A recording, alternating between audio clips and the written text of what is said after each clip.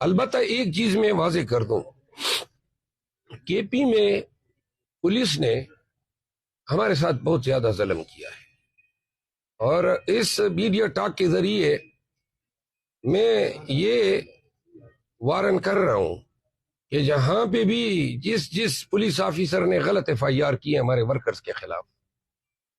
اس تمام کا خمیازہ بھگتنا ہوگا آئی جی کے پی کو، اور آئی جی کے پی 3 آر پی اوز اور 7 ڈی پی اوز تیاری پکڑیں کہ وہ عنقریب جیل جا رہے ہیں۔ میں خود ان کے خلاف کیسز کی پیروی کروں گا، چھوڑنا ہم نے نہیں ہے۔ جو ظلم آپ نے کیا ہم وارن کرتے رہے آپ کو کہ باز آ جاؤ۔ آپ نے اپنی وردی کی مٹی بھی پلیت کی، آپ نے پی ایس پی کا جو ریسپیکٹ تھا اس کو بھی ملیہ میٹ کیا، اور پھر خیبر پختونخوا کے پولیس کے شہداء کا جو امیج تھا، جو لوگ عوام جو تھے وہ اپنی پولیس سے جو محبت کرتے تھے،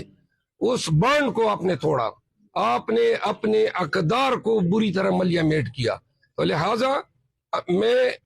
یہ اعلان کرتا ہوں کہ پاکستان تحریک انصاف حکومت سازی کے بعد جو سب سے پہلا کام کرے گی، صرف ان ایف آئی آر کو اب ہم